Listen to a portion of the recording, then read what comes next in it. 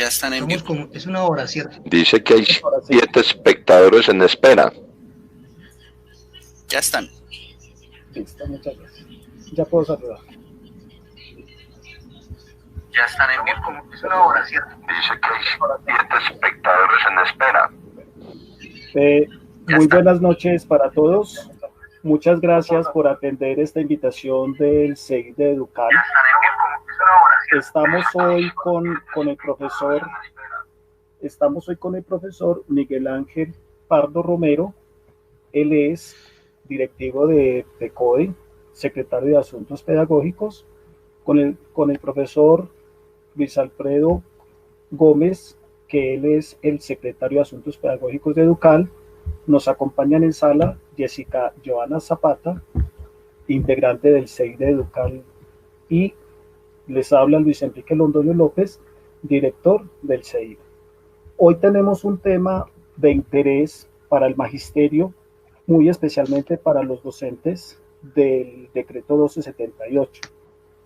Dadas las condiciones actuales de la crisis por la pandemia, es obvio que hubo cosas que hay que trastocar, hay que cambiar acerca de nuestra evaluación de desempeño. Por eso trajimos a 2 personas expertas que nos pueden dar las mejores orientaciones en este sentido.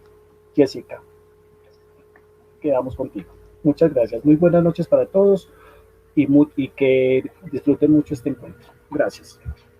Bueno, muy buenas noches a todos. Espero que se encuentren muy bien. En esta transmisión vamos a hablar y profundizar de la evaluación de desempeño anual. Realizaremos un recorrido desde el contexto internacional y nacional para comprender los pros y contras de este protocolo de evaluación aplicado al decreto 1278. Para hoy tenemos 2 invitados muy importantes, quienes nos ayudarán a responder las dudas y preguntas de todos los maestros y las maestras. Desde el referente nacional damos la bienvenida a Miguel Ángel Pardo Romero, secretario de Asuntos Educativos, Pedagógicos y Científicos de FECODE, quien también hace parte de la Comisión de Implementación, y en el referente departamental invitamos a Luis Alfredo Gómez Parra, directivo sindical de Educal, quien en este momento se desempeña como secretario de Asuntos Pedagógicos. Bueno, caballeros, el día de hoy vamos entonces a iniciar nuestra charla desde el contexto nacional e internacional de la evaluación de desempeño. El turno en este momento es para Luis Alfredo Gómez Parra, a quien le tenemos una pregunta. Luis Alfredo, ¿en qué contexto internacional se da y se desarrolla la evaluación de desempeño? Bueno, muy buenas noches para todos. Un cordial saludo desde el CEI, nuestro Centro de Estudios e Investigaciones Docentes, y un cordial saludo en nombre de los 10 miembros de la Junta Directiva de Educal. Digamos que el contexto de la evaluación de desempeño hay que ligarla a la política educativa que viene imponiendo todo el modelo neoliberal.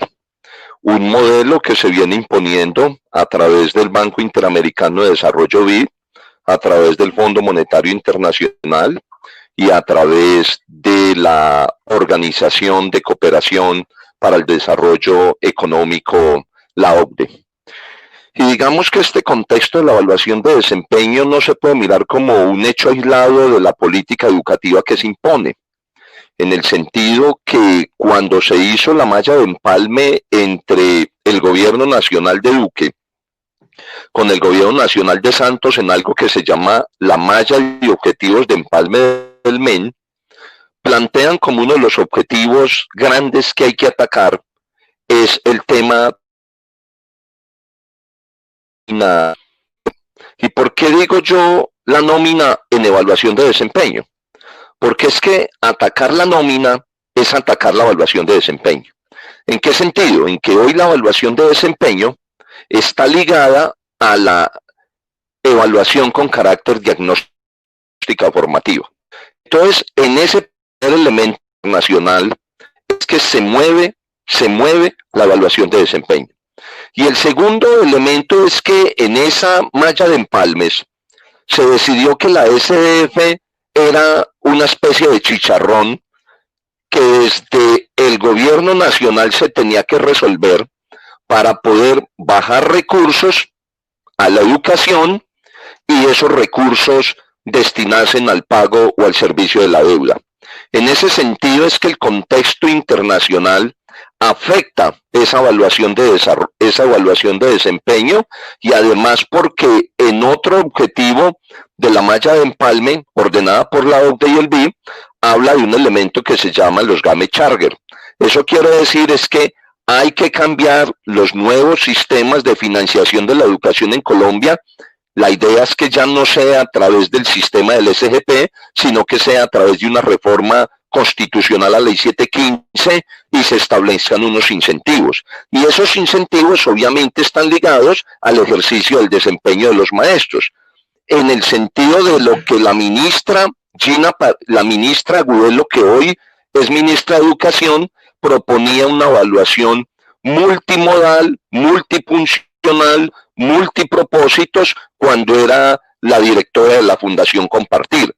Entonces, digamos que toda esa política neoliberal aplicada al terreno de la educación en Colombia es la que enmarca las discusiones que hoy tenemos que dar sobre cuál es el propósito de la evaluación anual de desempeño como servidores públicos y como maestros, y cuáles son las cadenas que desde las aulas de clase, desde los planes de estudio, desde la autonomía escolar, tenemos que definir en la evaluación de desempeño para los maestros en Colombia.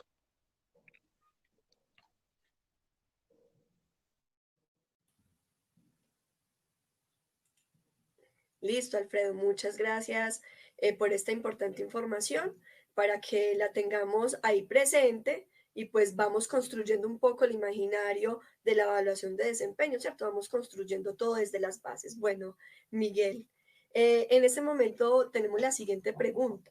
¿En qué contexto se encuentra hoy la evaluación de desempeño en nuestro país y su importancia frente a la ICDF?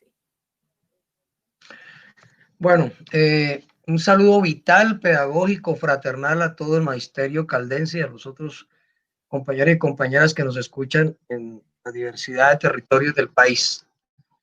Yo creo que desarrollando la idea que ha planteado Luis Alfredo, pues que tiene que ver esto está motivado fundamentalmente por un tema de ajuste fiscal. Está iniciado desde el acuerdo extendido del año 99 con el Fondo Monetario Internacional.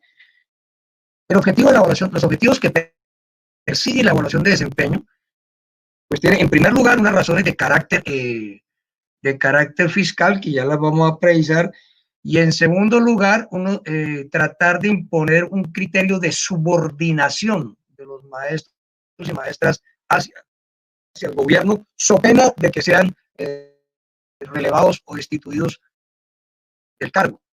Sobre el primer asunto, en el año 99, el Ministerio de Hacienda le envió una comunicación muy pequeña al gobierno nacional, el Ministerio de Hacienda, al Ministerio de Educación, en la cual le planteó que había que bajar el pasivo pensional de los maestros de 44 billones a 29 billones de pesos en 10 años. Y eso se resolvía sobre la base de varias fórmulas. Una, acabar con la compatibilidad entre dos ingresos del Estado, ¿sí? Cosa que aplicó el señor Uribe desde el 2003. Y segundo, el otro punto era evitar los ascensos y alargar los tiempos para poderse pensionar.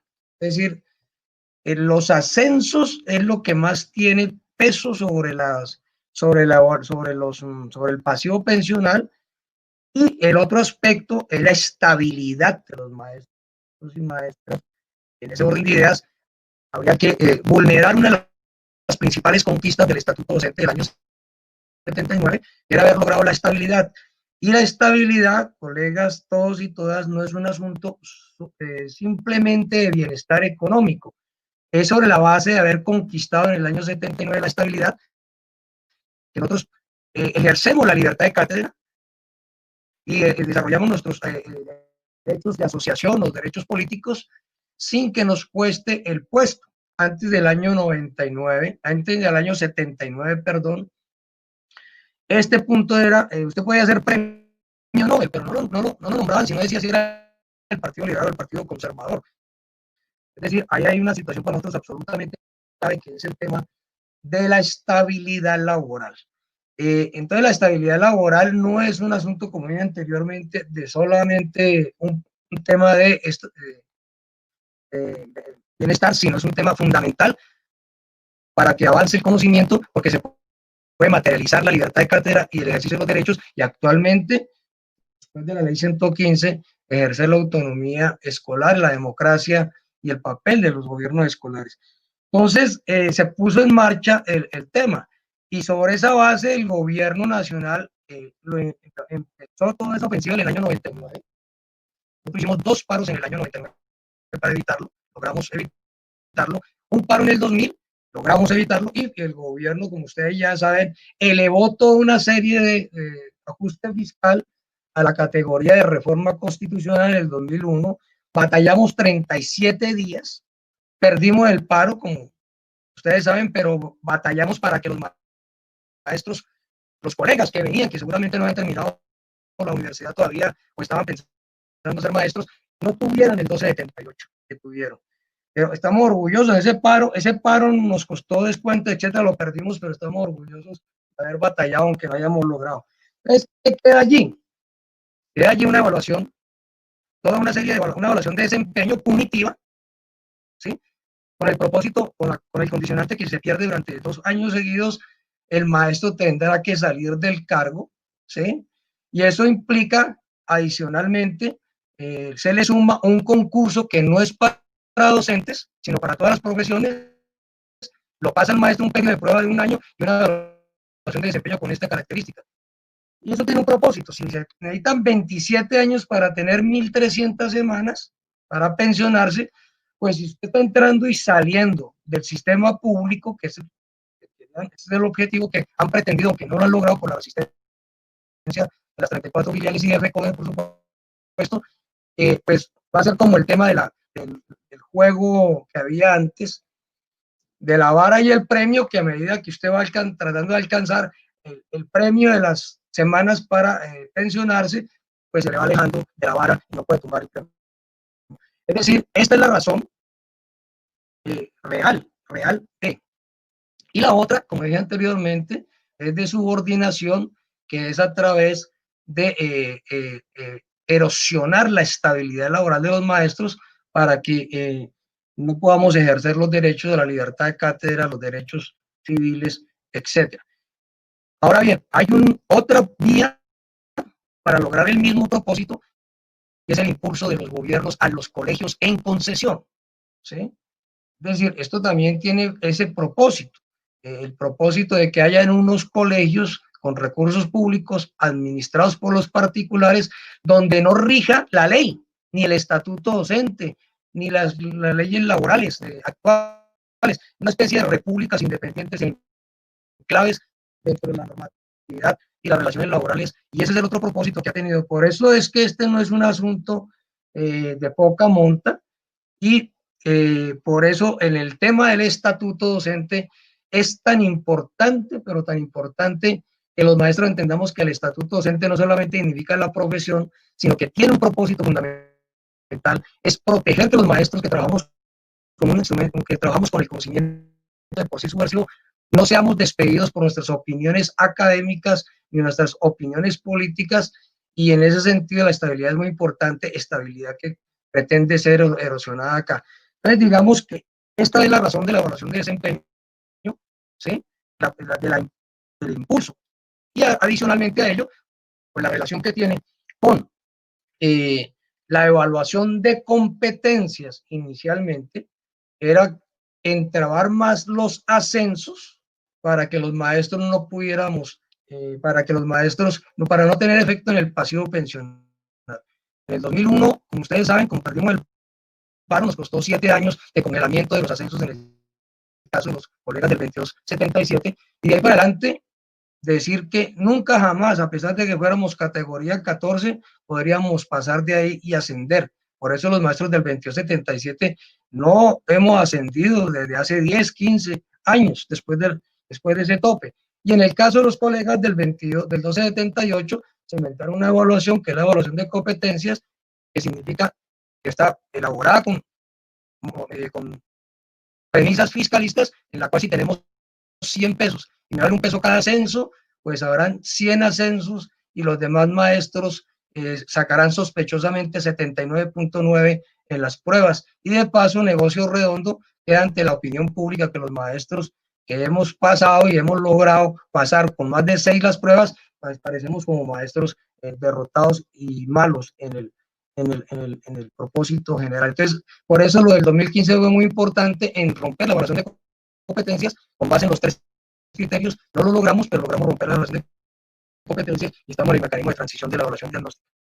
Ustedes saben, entonces, resumiendo, aquí hay 2 objetivos con este tema de las evaluaciones: impactar el pasivo pensional, tratar de evitar que los maestros no pensionen y buscar relaciones de subordinación entre los maestros frente a las políticas gubernamentales. Bueno, Miguel, muchas gracias. Importante reconocer estos 2 criterios de los cuales nos habla, el criterio de insubordinación, el criterio fiscal, y también muy importante para nosotros comprender la importancia de continuar en la lucha social y sindical para poder seguir mejorando a diario la dignificación de nuestro estatuto docente. Ahora vamos a continuar con una pregunta y esta es para los 2. Jessica, espérame. Jessica, ¿me perdonas un momentico? Hay una interrupción. Sí. Les pido el favor, mire, las personas que están en el chat, hay unos que me están escribiendo por interno, entonces, por favor, los que están en el chat, si tienen alguna inquietud, bien pueda la formulan en el chat, que nosotros nos encargamos de transmitirla aquí en la sala donde estamos transmitiendo el evento. Discúlpame, Jessica, puedes continuar. Muchas gracias. Tranquilo. Bueno, muchas gracias, Enrique. Bueno, compañeros, como les venía diciendo, hay una pregunta y esta es para los 2. ¿Es viable suspender la evaluación de desempeño de este año? ¿Ustedes qué piensan?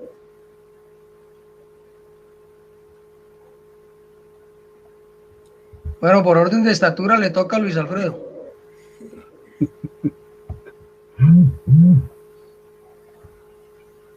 Pues compañeros, la verdad es que se ha venido analizando un poco el tema de la evaluación de desempeño.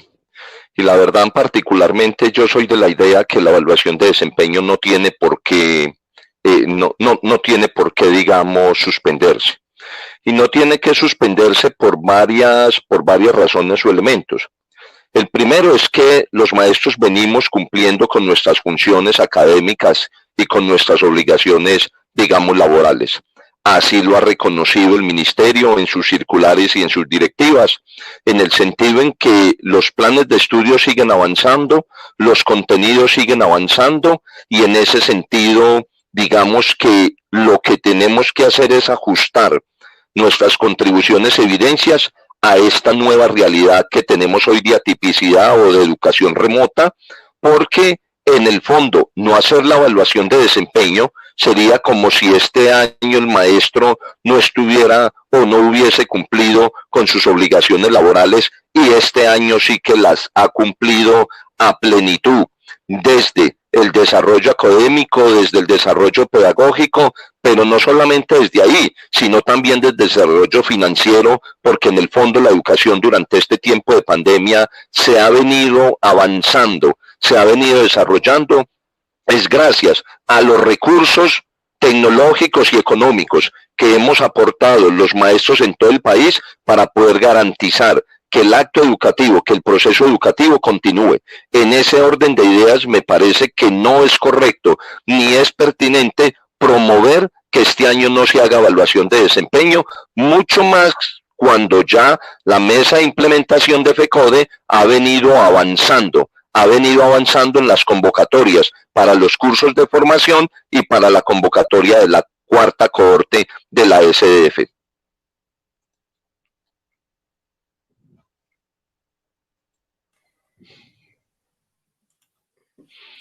Bien, pueda, Miguel.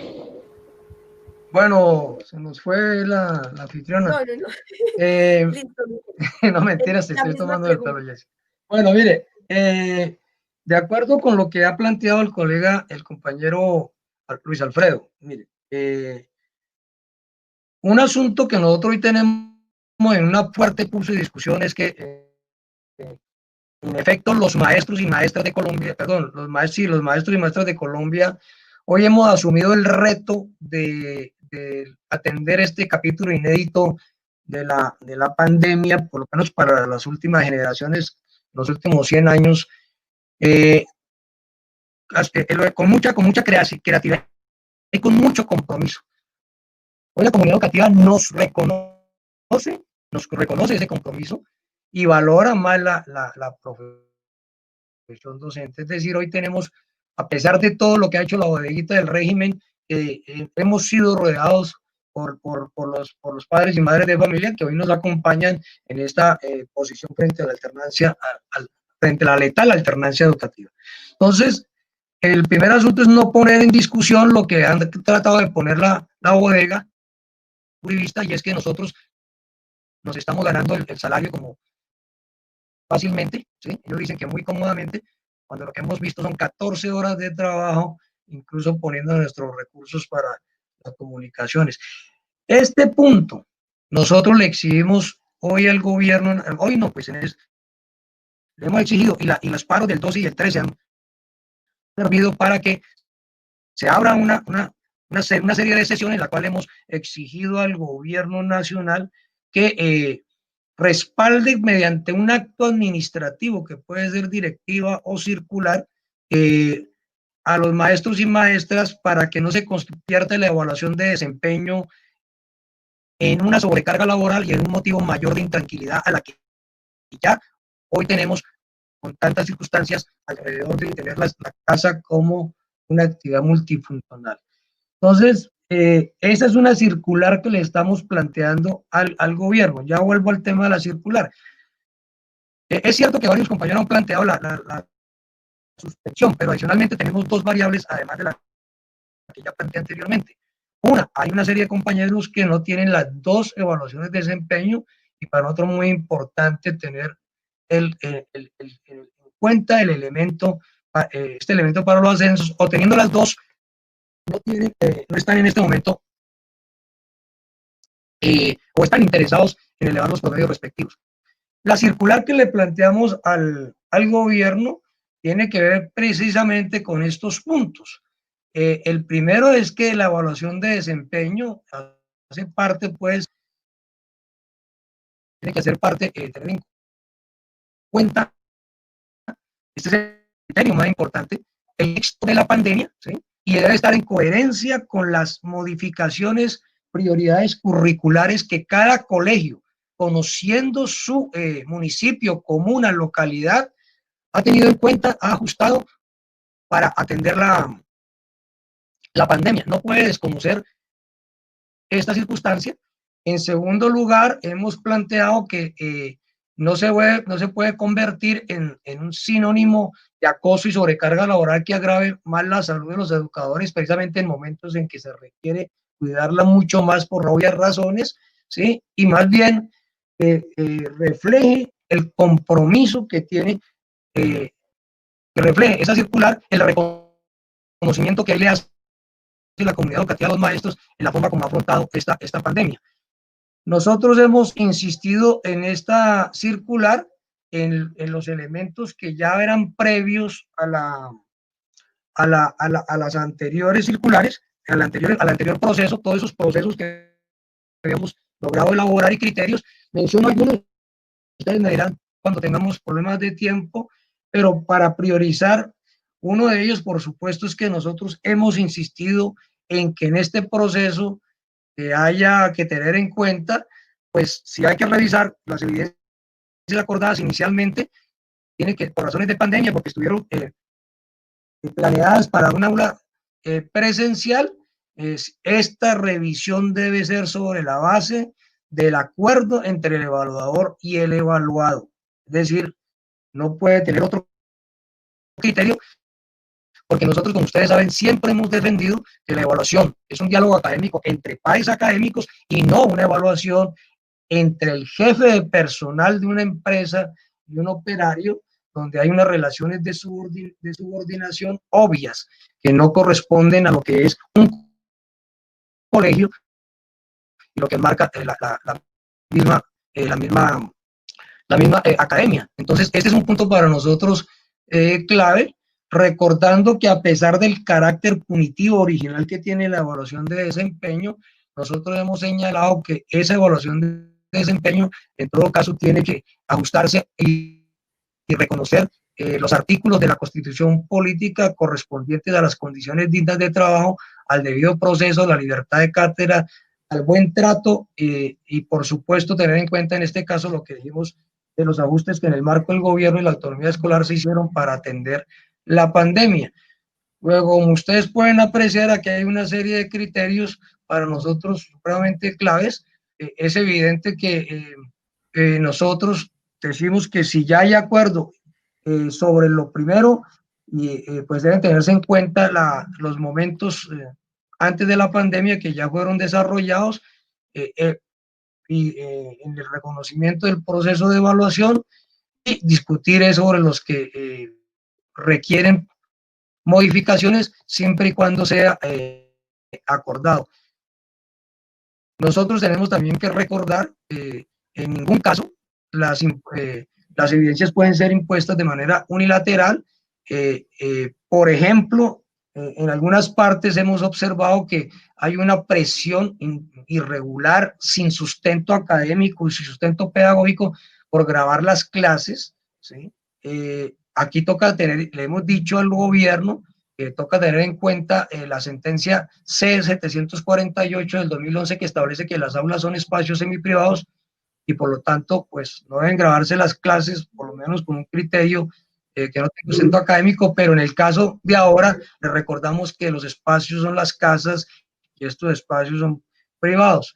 Entonces, digamos, aquí estamos planteando unos criterios a tener en cuenta y que en ningún caso, por ejemplo, estoy mencionando otro elemento, en ningún caso, en este proceso de la pandemia, puede terminar el maestro respondiendo por lo que le corresponde al Estado. Por ejemplo, se pone en las reuniones de área y en las reuniones de nivel, pues los maestros nos hemos propuesto que los chicos que están por fuera del radar sean incorporados, pero esa incorporación que se le pone un porcentaje no puede ser valorada sin tener en cuenta que quien debe garantizar la conectividad en el municipio es la Secretaría de Educación o la alcaldía.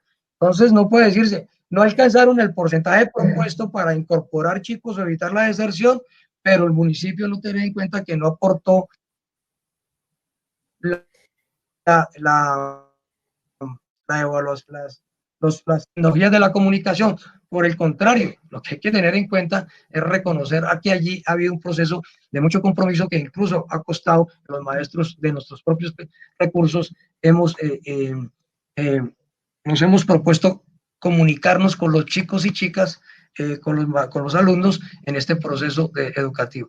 Nosotros hemos ya hecho 3 propuestas, pues por razones de tiempo no adelanto otros criterios, hemos hecho más o menos 3 propuestas. Hoy recibimos la contrapropuesta, acabamos de salir de la reunión en el ministerio, mañana la vamos a analizar y aspiramos a que podamos llegar a un acuerdo sobre el particular la próxima semana en este punto, que ha sido posible, quiero decirlo, por todos los procesos de movilización que se han desarrollado con éxito durante este lapso.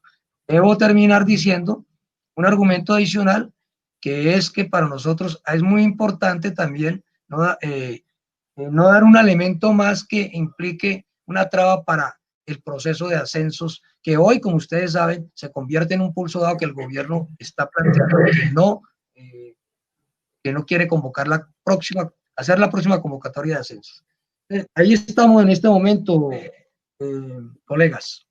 Bueno, Miguel, muchas gracias por esta importante información. Obviamente es resaltar que en este momento los docentes se han hecho cargo de todos estos gastos de conectividad, han tenido que realizar cambios en sus casas, esto ha requerido también cambios en el entorno familiar y que obviamente a las secretarías de educación les ha quedado un poco grande el tema porque en este momento no tenemos soluciones concretas, tenemos dificultades con el tema de la conectividad, pero los docentes seguimos ahí, en pie de lucha. En este momento, entonces, vamos a profundizar en el aspecto normativo. Entonces, vamos a hacerle a Alfredo la siguiente pregunta. Alfredo, ¿cuáles son las principales normas que rigen la evaluación de desempeño?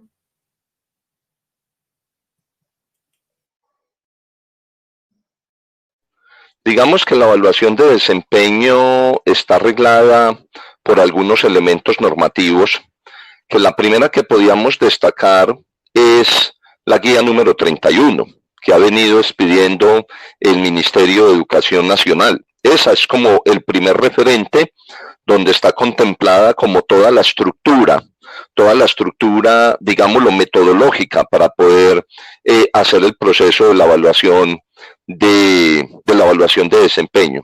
Lo segundo es que digamos que nosotros decimos que la Constitución del 91 también ayuda a regular la evaluación de desempeño en el sentido en que decimos que eso tiene que ser un proceso, como lo acaba de decir Miguel, tiene que ser un proceso concertado entre el evaluado y el evaluador, por lo tanto también se invoca el artículo 69 de la Constitución Política sobre el debido proceso, el respeto sobre el debido proceso, más los artículos que Miguel enuncia sobre lo que tiene que ver con relación a la defensa de un trabajo en condiciones de dignidad.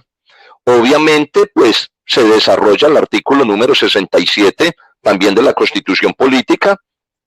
Luego otra norma que regula el tema de la evaluación, digámoslo, es la Ley General de Educación, en la cual se define, o digámoslo en términos generales, que todos los departamentos y los distritos y las secretarías deben de hacer o organizar los procesos de evaluación de los docentes o de los funcionarios que tienen a su cargo en ese territorio.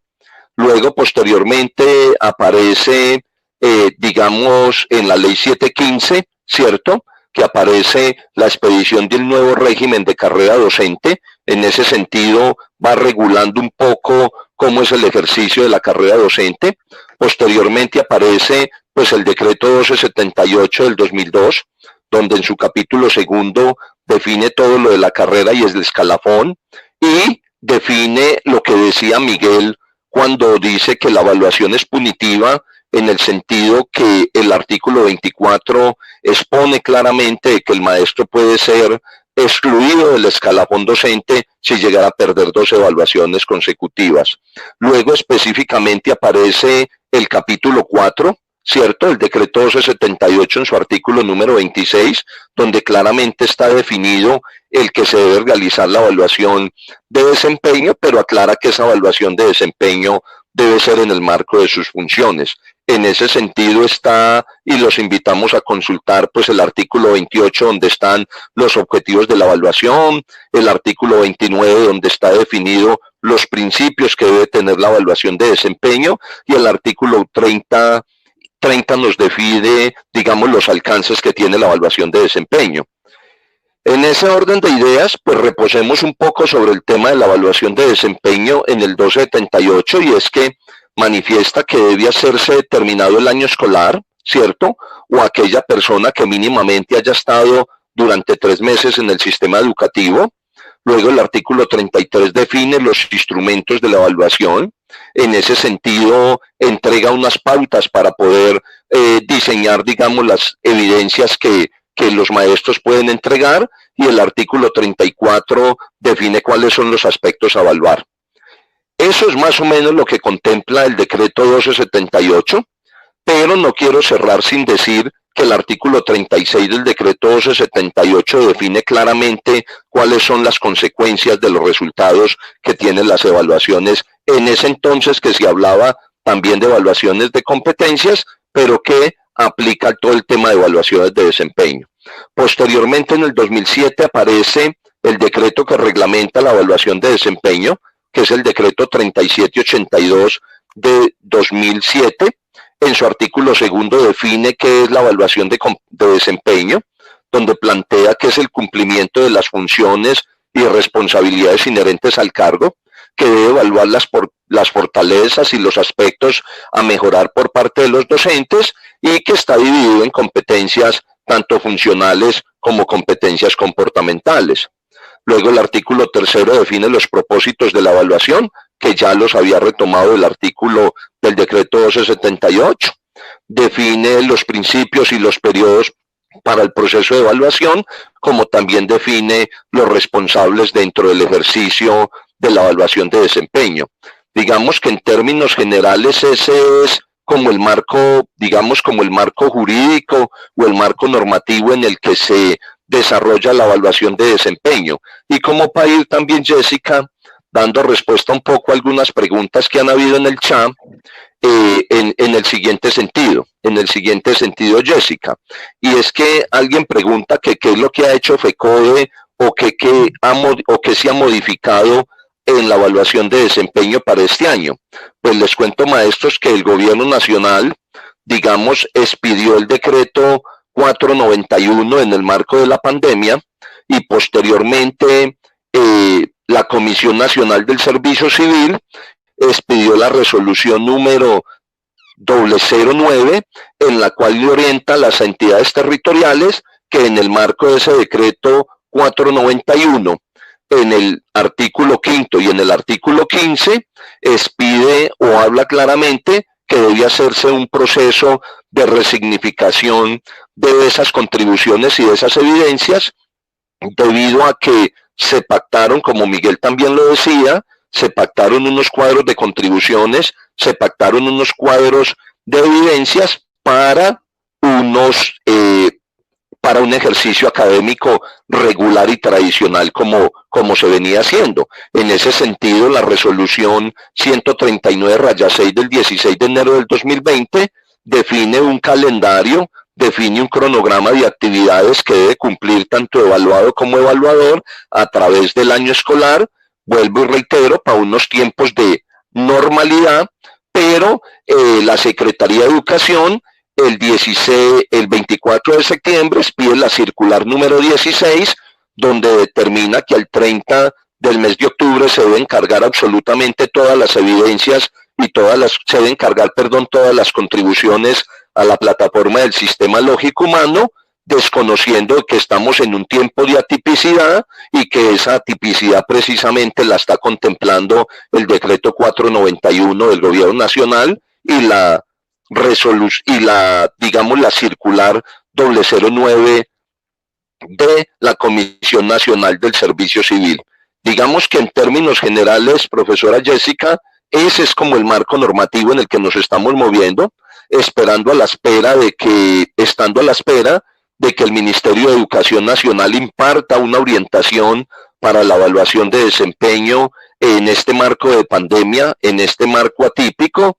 Por eso, vuelvo y reitero, en el marco del decreto 491 y en el marco de la circular 009 de la Comisión Nacional del Servicio Civil, invitamos a todos los maestros a que revisen sus contribuciones, a que revisen sus criterios de evaluación y a que revisen sus evidencias para que en ese marco sean ajustadas y concertadas nuevamente con el rector para que esas contribuciones puedan ser cargadas al sistema lógico humano a más tardar el 30 del mes de octubre para el ente territorial Caldas, porque con la Secretaría de Educación de Manizales, digamos, no has pedido hasta el momento que yo conozca una orientación para el cargue de esas contribuciones y en ese sentido, digamos, dar cumplimiento al ejercicio de la evaluación de desempeño. Por eso reiteramos que no debe suspenderse, que debe continuar el proceso de la evaluación de desempeño, porque seguramente hoy cancelar o no hacer la evaluación, el proceso de evaluación de desempeño puede tener implicaciones luego para poder entregar las evaluaciones de desempeño que se requieren para poder estar en el proceso de la evaluación con carácter diagnóstico formativa. Jessica. Listo, Alfredo, muchas gracias. Cabe resaltar que toda esta información del marco normativo es muy importante porque a veces presentamos dificultades en las instituciones educativas y desconocemos en realidad la norma. Es una invitación a que abramos nuevamente los diálogos con los compañeros, que podamos reabrir estos diálogos en torno a estos espacios que son tan importantes para nosotros y pues en este espacio que nos estamos formando en estos temas. En este momento vamos a dar el paso a Enrique, director del CEID, quien nos va a dar a conocer algunas preguntas que hay en el chat. Enrique. de pronto que no, algunas preguntas que no hayamos dado respuesta. Gracias, Jessica. Yo Alfredo dio una. tenía aquí unas separadas, pero Alfredo acaba de responderlas. Hay una que nos dice don Hernán Patiño, que, a ver, yo la veo, para que hagan, dice, incluso superar y aclarar más lo que plantea el anexo 7 como sugerencia frente al reclamo de FECODE que le hace el MEN.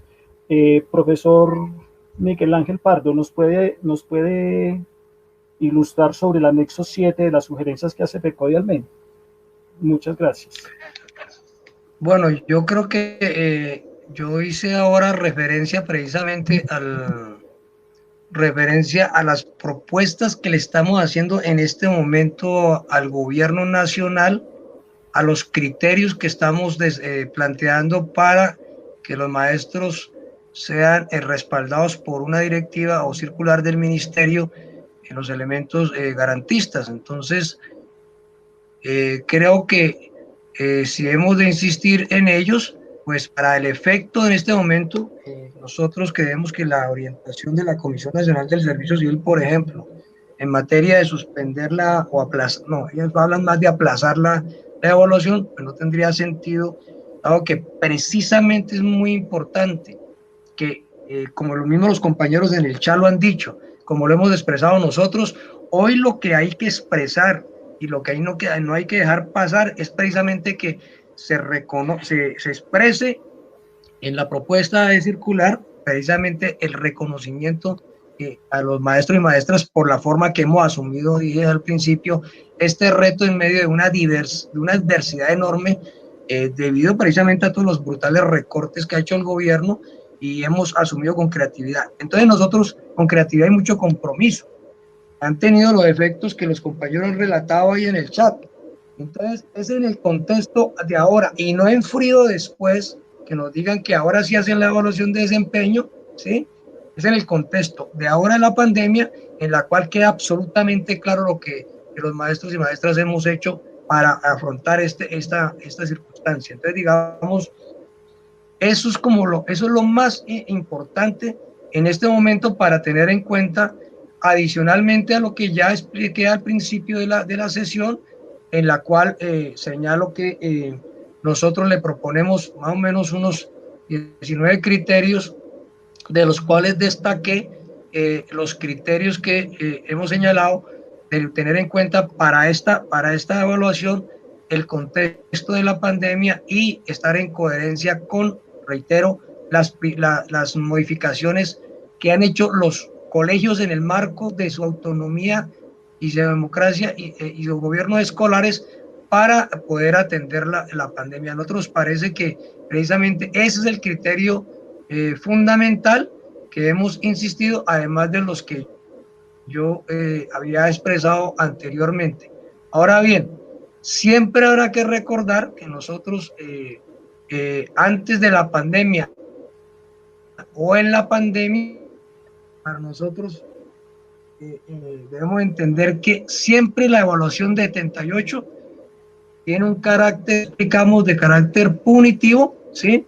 Tiene ese propósito y solamente lo resolveremos sobre la base de alcanzar el estatuto docente para que la evaluación de desempeño deje de ser de carácter punitivo. Lo que hemos hecho, entre tanto, para responder aquí otras pasos, es resistir durante este lapso, y esa resistencia se ha manifestado en hacer defender unos criterios de carácter garantista que en general hasta el momento hemos logrado que por la vía de la evaluación de desempeño el régimen o los gobiernos neoliberales no procedan a sacar los maestros y maestras como es el propósito inicial de la evaluación de desempeño.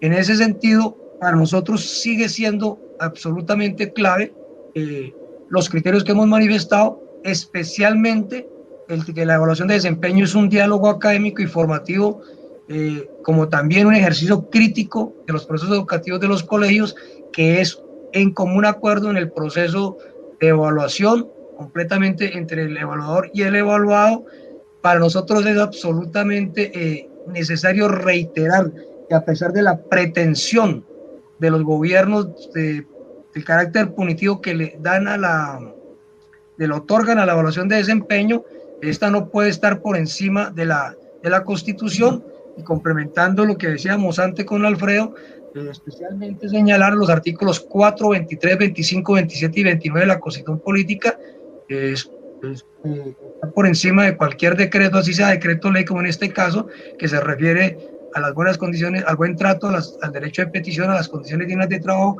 a la libertad de cátedra. E igualmente recuerden que están los procesos, las garantías del evaluado, la posibilidad, la garantía de que ante la discusión sobre el tema de la evaluación proceden los impedimentos, recusaciones y los recursos de reposición y apelación, los cuales deben ser resueltos dentro de los 15 días siguientes a su presentación por el inmediato superior o por el superior jerárquico en el caso de los directivos docentes. Esto es lo que hemos logrado mantener perdón, un momentico, termino con esto. Defender durante este periodo. Y lo último es que los gobiernos no han dejado de proceder con el objetivo inicial del proyecto de la evaluación de desempeño. Por eso han propuesto unos protocolos para aplicarlo a partir del 1 de enero del 2019, que con las luchas del 2018 logramos evitarlo y tratarlo. Alfredo, a propósito, aquí hay una pregunta que nos hace Patricia Medina Camargo, cuando nos habla, que el profesor nos está hablando de lo punitivo de la evaluación. Entonces ella nos dice, ¿qué hacer con estos rectores que están condicionando la evaluación de desempeño a la cantidad de niños en conectividad por curso? Bueno, profesor Enrique, lo primero que tenemos que decirle a la maestra y a todos los maestros que están en sala y que han estado preguntando sobre lo mismo, maestros, yo quiero recordarles enfáticamente el artículo 2 del decreto 3782. Y claramente nos están diciendo que la evaluación de desempeño es la ponderación del grado del cumplimiento de las funciones y responsabilidades inherentes al cargo que desempeña.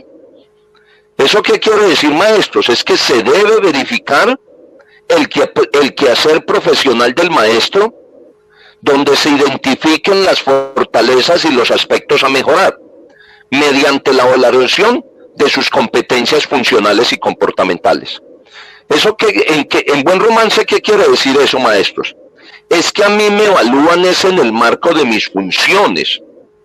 O sea, esas contribuciones que los rectores o algunos directivos solicitan, por encima de lo que está consignado en el decreto 3782 del 2007 y en la guía 31, en el fondo lo que están haciendo es un prevaricato, porque están solicitando o exigiendo acciones que están por encima de lo que plantea la norma. Primer caso. Y segundo caso es que yo me formé en un saber disciplinar, y es en ese saber disciplinar en el que a mí me deben de evaluar. Y cuando todos los maestros miran la resolución de nombramiento, el primer artículo que dice es: nómbrese a Julanito de tal como maestro de aula. Es decir, profesor Enrique, ¿en qué marco se suscriben mis contribuciones? En el marco de mis funciones de aula, que la guía 31 esboza que debe ser a través de las 4 áreas de gestión. Entonces yo pienso, maestros, que eso lo tenemos que tener nosotros supremamente claro, maestros, supremamente claro. Debemos de tener en cuenta que se evalúa es en el marco de las funciones. Cuando usted mira las competencias funcionales de la guía 31, el docente no es evaluado en la función directiva o en el área de gestión directiva. Siempre se evalúa en la parte académica, en la parte administrativa y en la parte de la relación con la comunidad educativa. Y entonces, ¿qué es lo que pide la guía 31 y el decreto 3782, Enrique, con relación a lo que yo me formo, que es la parte académica. ¿Y qué me dice? Hombre, el dominio curricular. 2, mis sistemas de planeación y organización académica. 3, mis procesos pedagógicos y académicos. 4, mi evaluación del aprendizaje. Y en la administrativa, ¿cuál es el uso de los recursos? ¿Y cuál es el seguimiento que yo hago en los procesos?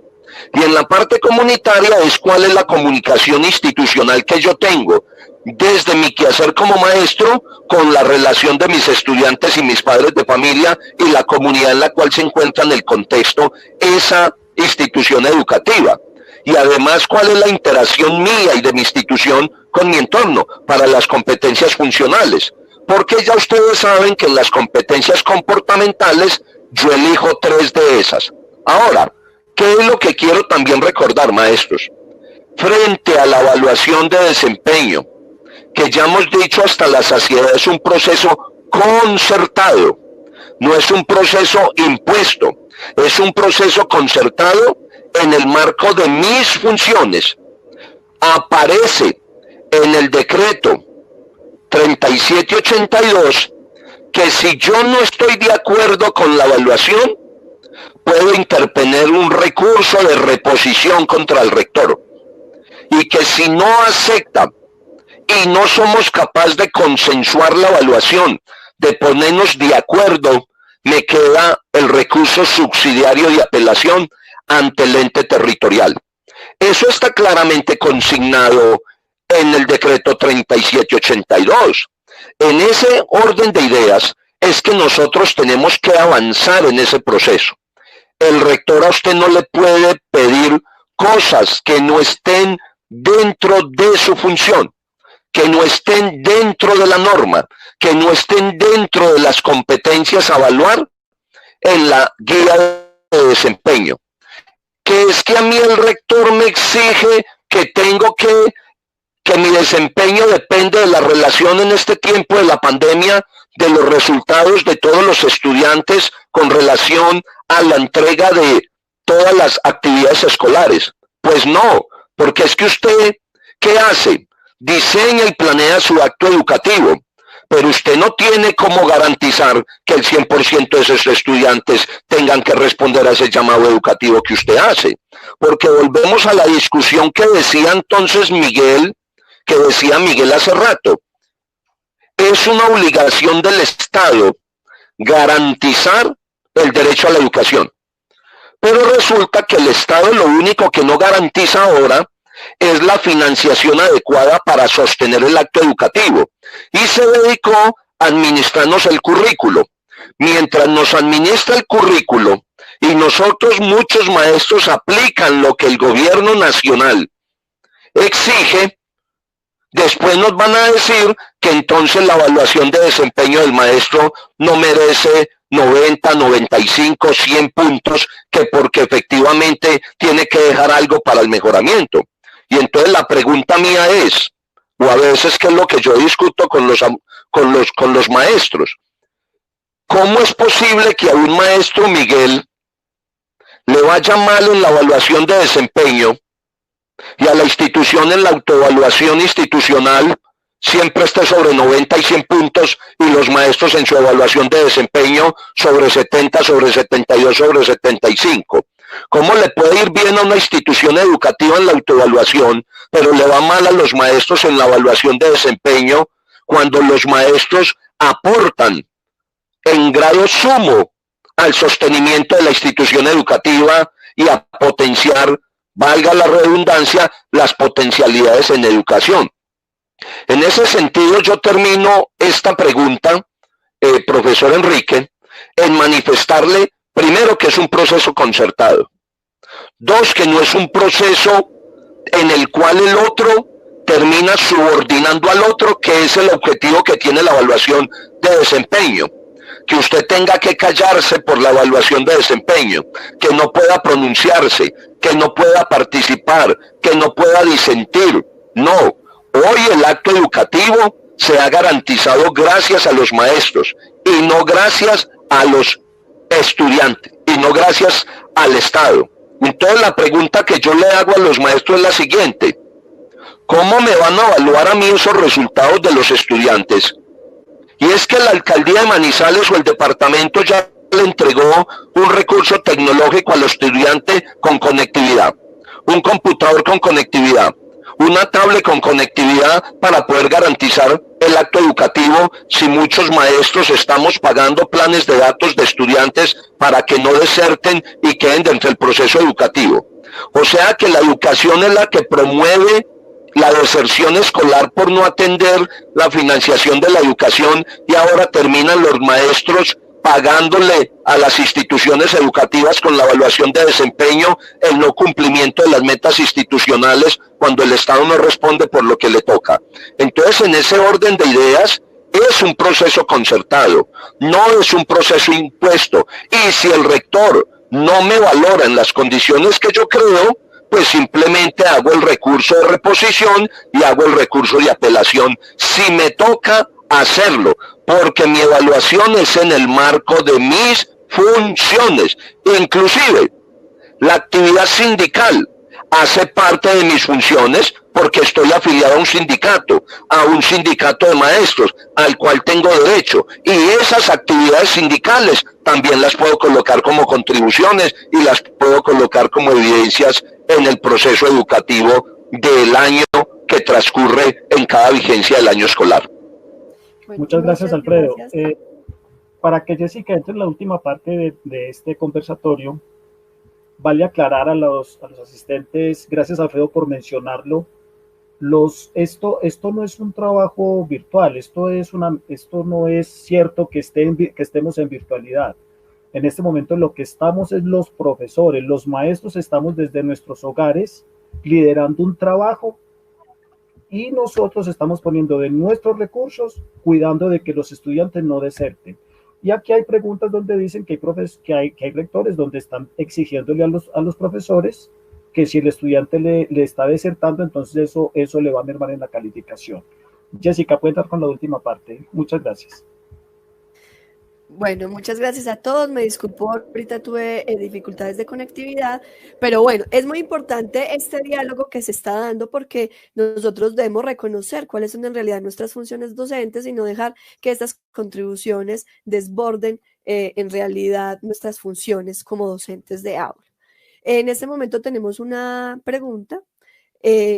Vinimos por todo un recorrido, hablamos del contexto internacional, nacional, hablamos del marco normativo y ahorita especificando un poquito en la estructura de la guía metodológica número 31, le hacemos la siguiente pregunta a Miguel Pardo. Miguel, bueno, vamos a hacer la pregunta es, ¿qué es una contribución? O sea, vamos a dejar claridad en ese aspecto. ¿Qué es una contribución?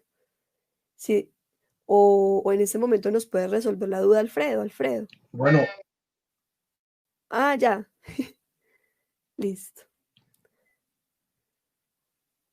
Ya está Miguel ahí, bien pueda. Ah, bueno, Miguel, bien pueda.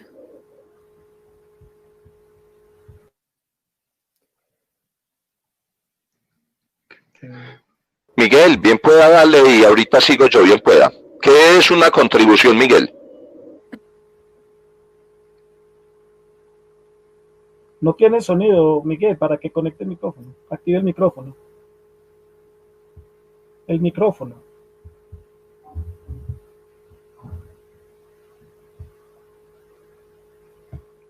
No tiene audio tampoco, según parece. Bueno, mientras Alfredo. Miguel soluciona el problema de conectividad, entonces Alfredo.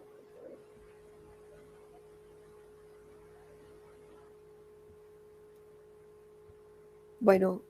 Alfredo, activa el micrófono. Listo, gracias. No, vuelvo y reitero, compañeros. ¿Qué es una contribución? Es las acciones para las cuales yo fui nombrado. Es decir, todas las acciones que yo realizo son una contribución. Hacer el proceso de planeación es una contribución. hacer el proceso de las mallas curriculares. Es una... ¿No? Listo, ya. Listo, Alfredo. Pedimos disculpas. Listo. Entonces. Listo, Alfredo, bien puede continuar. Listo. Entonces decía yo que una contribución es todo aquello que ayuda a cumplir con mi función como docente, que ayuda a cumplir con todas mis actividades como docente de aula para el cual yo fui nombrado. Es más, les voy a leer dos ejemplos básicamente. Una contribución de las que, por ejemplo, está en la guía 31, dice que es diseñar el plan de trabajo de su área, basado en lo que hay definido en el pedido de la institución educativa. Entonces, la pregunta mía es, si el mismo ministerio está diciendo que diseñar o elaborar mis planes de aula, que elaborar y diseñar mis mallas curriculares es una contribución, ¿cómo me van a decir a mí que tienen que ser cosas excepcionales o que tienen que ser cosas que están por encima de la ley? No puede ser posible. Todas las contribuciones tienen que estar enmarcadas en el desarrollo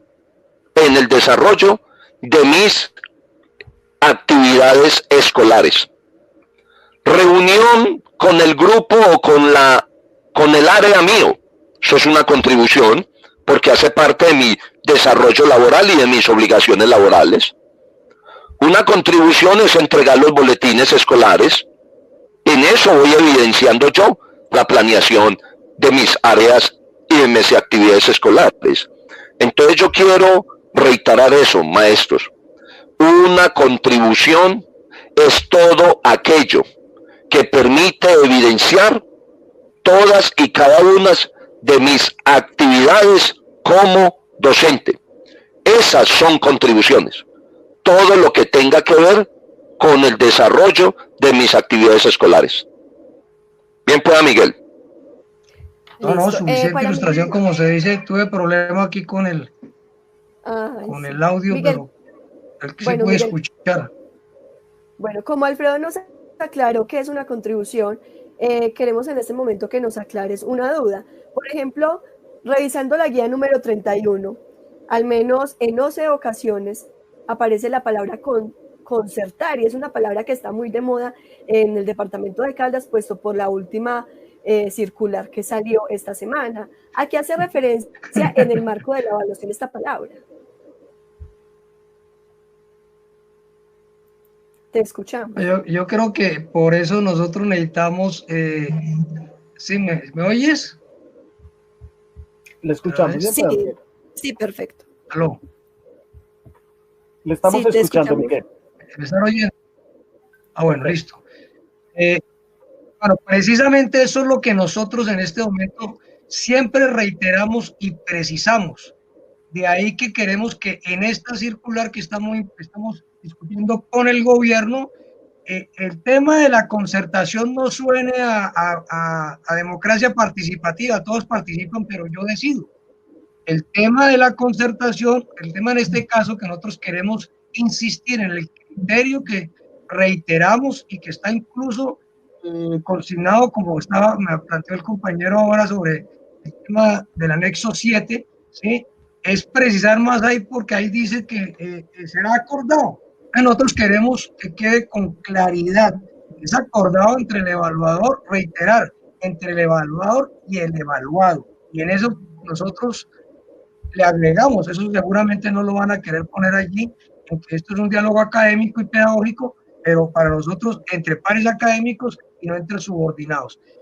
Si esto queda claro y preciso dentro de la circular o el acto administrativo que estamos peleando, pues va a contribuir a llenar de garantías y a despejar dudas sobre todos estos asuntos.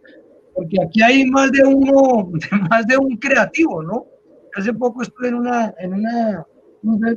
live de Cundinamarca, y entonces apareció un personaje que dijo, es que yo soy tan democrático que no hago sino el proceso una vez al año. Le dijimos, es que no es que usted sea democrático, es que el proceso es una vez al año, porque hay un fallo del Consejo de Estado que usted no puede hacerlo varias veces al año. Y este es otro elemento que nosotros hemos insistido. Por eso reitero dos cosas que ya Alfredo planteó. Una, si no hay las garantías, proceden los impedimentos y las recusaciones, y los recursos de reposición y apelación. Y dos, insistir que pese al carácter punitivo o pese a las intenciones de subordinación que pretenden algunos, sigue primando los artículos de la Constitución sobre el particular. Pero en el tema que ustedes han dicho con buen acierto, para nosotros sí es absolutamente clave que quede en esta propuesta, que ha quedado en varias, pero en esta propuesta que va por salir, para que supere y precise el anexo 7, que el tema del acuerdo entre el evaluador y el evaluado. Esa es en ese sentido en que debe precisarse la concertación, pero preferimos que quede con nombre, con los dos nombres si los tiene y con los dos apellidos si los tiene. Muy bien, muchas gracias. En este momento también tenemos una pregunta que tiene que ver con el proceso de calificación, ¿cierto? Alfredo, ¿pueden haber dos notas al año, una parcial y una final?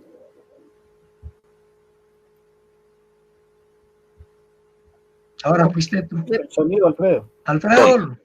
Digamos que con toda la pelea que ha dado FECODE, ¿cierto?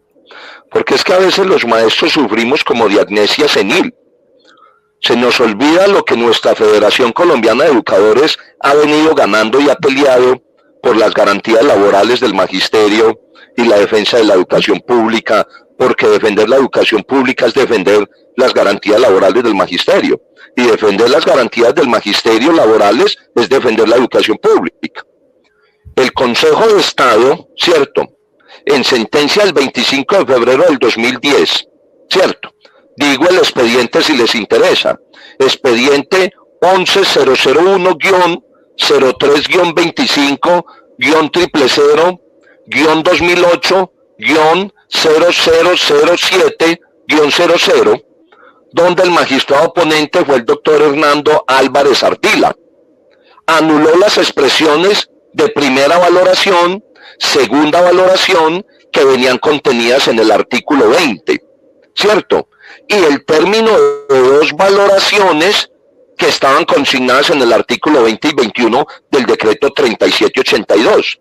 Y fue muy enfático en decir que se eliminan esas expresiones y por eso queda una evaluación de desempeño al año, que es una calificación al final del año, y responde una pregunta que una maestra hizo en el chat también, y es que el rector es el directo responsable de la evaluación de desempeño.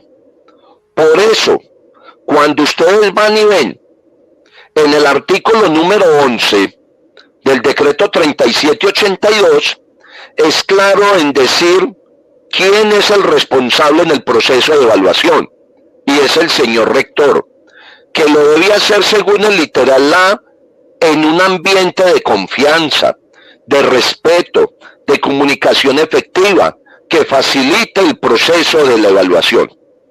Puede que el rector en un momento determinado se apoye en un coordinador para X o Y tarea de la evaluación de desempeño, pero es el evaluador y el evaluado, el rector y el maestro, quienes pactan y concilian y acuerdan el cuadro de contribuciones, y son entre ellos dos que se hace el proceso de evaluación, como para responder a algunos compañeros del chat.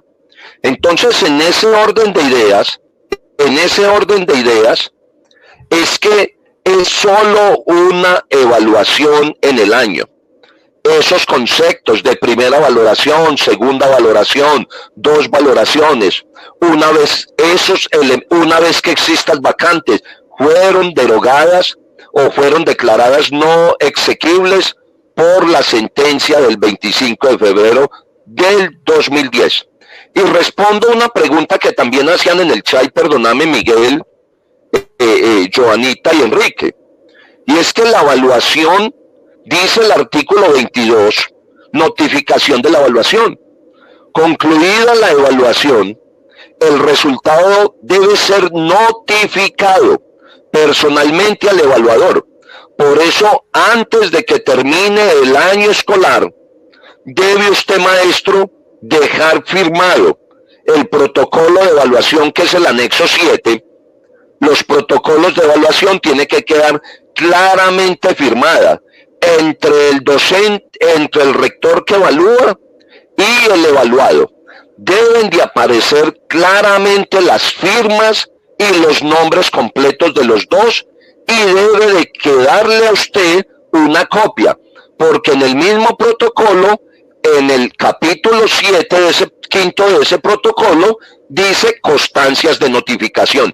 Ahí tiene que quedar la fecha en que fue notificado y firma el evaluado y el evaluador con sus respectivos documentos de identidad. Entonces, en ese sentido, quería hacer, digamos, como esa salvedad, en el sentido de que si el rector, antes de finalizar el año escolar, no lo notifica a usted de la evaluación, está incurriendo en una falta del Código del Servidor Público, que es la nueva ley 1952 del 2019, ¿cierto? O se puede ver sujeto a una de las acciones que están contempladas en el Código Contencioso Administrativo.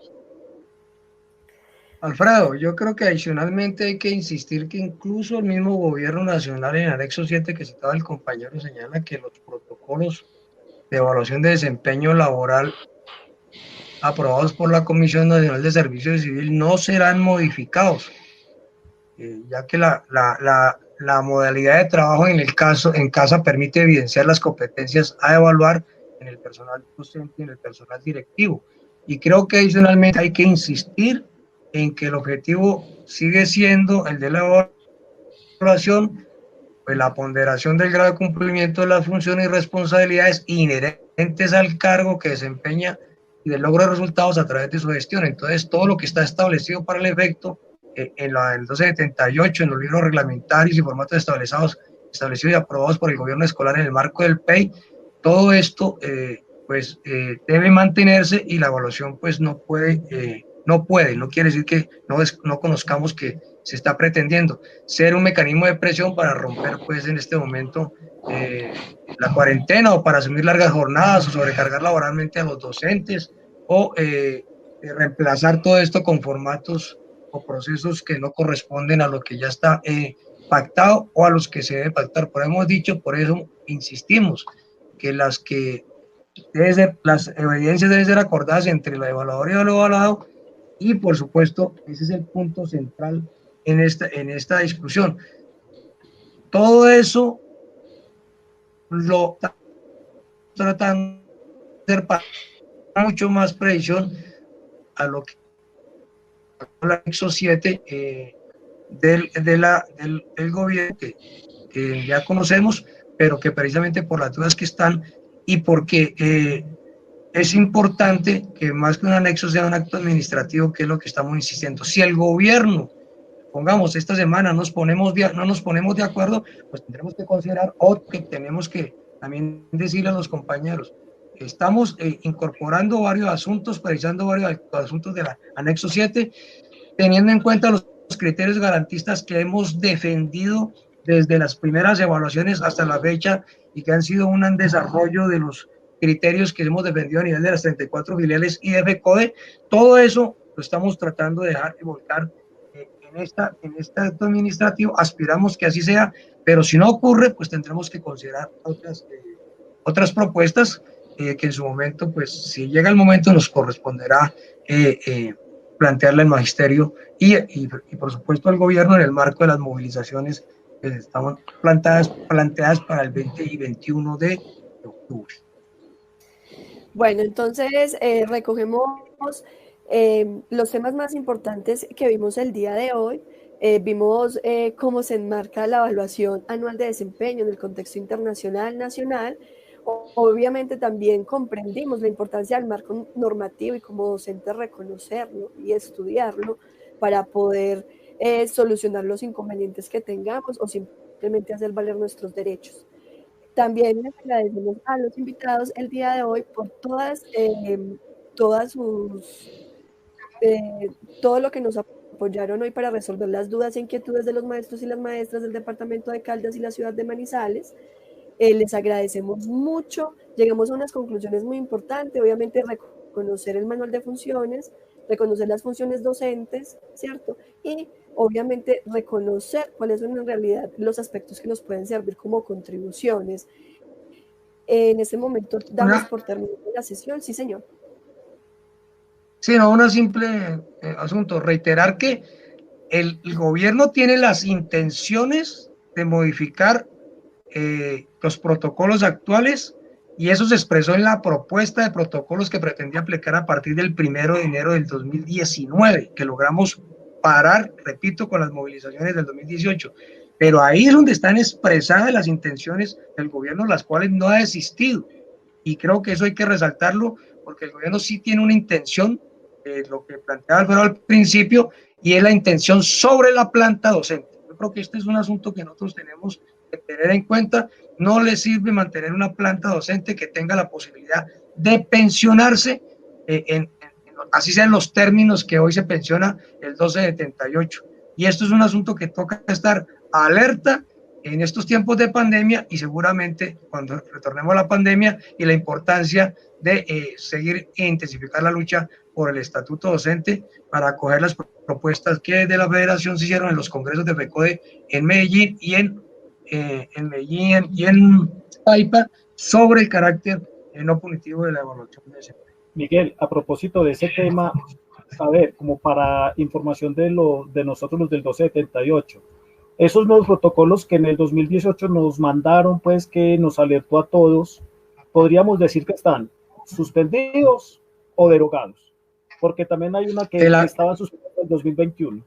¿Qué tan cierto es eso? Sí, está buenísima la pregunta. Están suspendidos, mira, como logramos gracias a las movilizaciones del 2018, las de octubre y noviembre, septiembre, octubre y noviembre. La evaluación de desempeño, los protocolos que intentaban imponer a partir del 1 de enero del 2019 están suspendidos mientras lleguemos a un acuerdo sobre el estatuto docente que indique la profesión. Así quedó.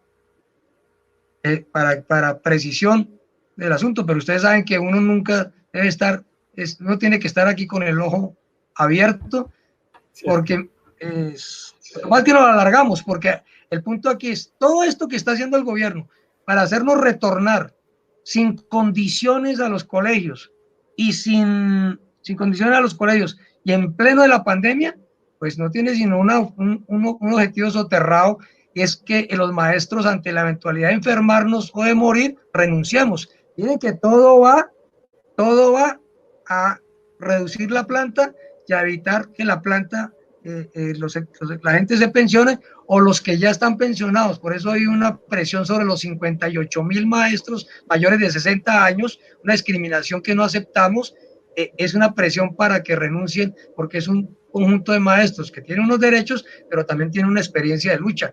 Es decir, como se dice, nada está inconexo en lo que hace el gobierno, y está muy lejos de creerse que este gobierno está improvisando. No, el gobierno tiene absolutamente claras las cuentas de la dimensión de la pandemia. Lo que pasa es que prefiere proceder en el ejercicio de la necropolítica. Poca inversión de recursos y muchos sacrificados. El gobierno ya sabe, el gobierno ya proyectó que para diciembre pueden haber 41.662 muertos por COVID y 3.6 millones de contagiados.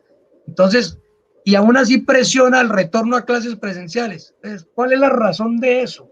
Pues hay una razón soterrada, que es esta presión sobre la planta docente de los maestros y maestras de Colombia.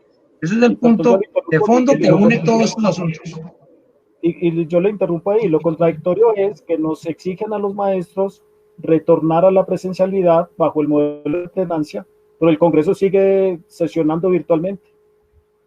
Tal cual, es decir, ese es el mejor ejemplo del asunto. Es decir, ellos dicen que no retornan por la amenaza que tienen para la salud y la vida, y los 19 millones de personas, de colombianos y colombianos que integramos la comunidad educativa, entonces que si nos expongamos al contagio.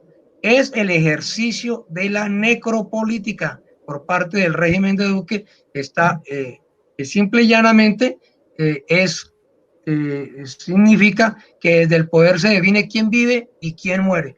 Y no solamente es en este punto de la alternancia, sino en todo el tema de quebrar el Estado social de derecho y en el tema incluso de sabotear el fondo de prestaciones sociales del magisterio para que los maestros no tengamos salud digna y oportuna, y entonces la vida previsora no hace cumplir los contratos a pesar de que tiene los recursos, porque nos han costado 5.5 billones de pesos. Aquí lo que huele es a necropolítica por todos los lados, y por supuesto les fastidia enormemente el tema de la educación pública, de los maestros, de la planta docente, de una planta que batalla, y por eso salen ahora con la propuesta de que entonces que como los maestros no queremos retornar, entonces los bonos educativos, cuando el 95% de los colegios privados también están trabajando desde su casa. Pues toda la intención es la que vimos al principio, cómo deshacerse de la planta, o cómo en una planta que no se pensione, a través de la evaluación de desempeño, a través de los convenios escolares, a través de las concesiones, o a través de romper la estabilidad y imponer estados de subordinación entre los maestros y el gobierno, y no entre pares académicos, como es la relación de diálogo académico que debe haber en los colegios en materia de evaluaciones institucionales. Miguel, muchas gracias por esta información. Alfredo, ¿algo más que añadir? No, hacer una corrección, Jessica. Es que en la guía 31, el anexo número 7 no son anexos para los maestros. El anexo para los docentes en la guía 31 es el que tiene que ver con el anexo para la evaluación de desempeño de los docentes. Y el anexo 7 de la guía 31 es el que tiene que ver con los directivos docentes. Y una reflexión última, compañeros, así a vuelo de pájaro. Primero, nosotros somos maestros de aula, y es en ese sentido que deben ser los términos de la evaluación de desempeño. Nuestra resolución nos nombra como maestros de aula, e invitarlos para que no nos enredemos mucho con las contribuciones, maestros, y es que trabajémosle menos a la política educativa impuesta por el gobierno nacional. Trabajámosle menos a las competencias generales y específicas. Trabajámosle menos a los estándares. Trabajámosle menos a los DBA. Trabajémosle menos a las mallas curriculares. Pero desarrollemos más la Ley 115. Desarrollemos más los fines de la educación del artículo 5º. Desarrollemos más los objetivos comunes para todos los niveles del artículo 13. Desarrollemos más la enseñanza de los proyectos obligatorios del artículo 14. Desarrollemos más los objetivos específicos para cada nivel que están del artículo 19 al 22. Desarrollemos más las áreas obligatorias del artículo 23 y menos imposición de áreas optativas. Desarrollemos el acto educativo en el marco de la autonomía escolar consignada en el artículo 77, de la libertad de cátedra, y coloquemos a nuestro favor el gobierno escolar consignado en el artículo 142, y es bueno que le demos una revisadita a la resolución 09317 del 2016, donde aparece el manual de funciones y competencias. Un abrazo para el CI, para el UCAL, para mi compañero Miguel Pardo, que es nuestro secretario de Asuntos Pedagógicos y Científicos de nuestra Federación Colombiana de Educadores, y a todos los maestros que nos escuchan. Permítame una cuña, hombre Enrique y Joanita. Mi teléfono es el 314-617-5458, ese es el mismo del WhatsApp, porque estoy bregando a colocar la normatividad en el chat, pero no me lo permite, no sé por qué no lo puedo compartir, para que el maestro que quiera alguna información o que le compartamos parte de la exposición de lo que trabajamos hoy, con el mayor gusto desde el CI, lo haremos y se la compartiremos para que tengamos la información. Igual como estamos en YouTube, pueden revisar con el enlace posteriormente otra vez este ejercicio y poder filtrarlo, irlo revisando la normatividad y cotejando la información que aquí se le dio. Un abrazo y muchas gracias.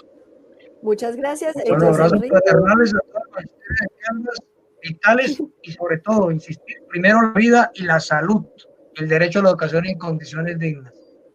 Muchas gracias, profesor. Muchas gracias, Alfredo.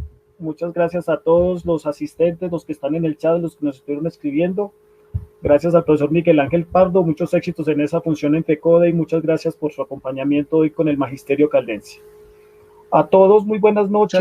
El CEI les da sus agradecimientos por la asistencia y los esperamos en una próxima oportunidad con un tema de importancia para los educadores y para la comunidad en general. Gracias a Jessica por estar hoy en la moderación de este conversatorio. Muchas gracias. Sí. a ustedes. Gracias. Y muchas gracias a todos. Gracias a la movilización social por la educación, por habernos prestado su plataforma. Muy buenas noches.